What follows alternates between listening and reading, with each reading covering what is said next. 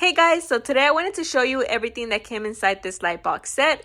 First, we have the actual light box, guys. This is how big it is. This is how wide the little rows are wherever you put the letters and the emojis.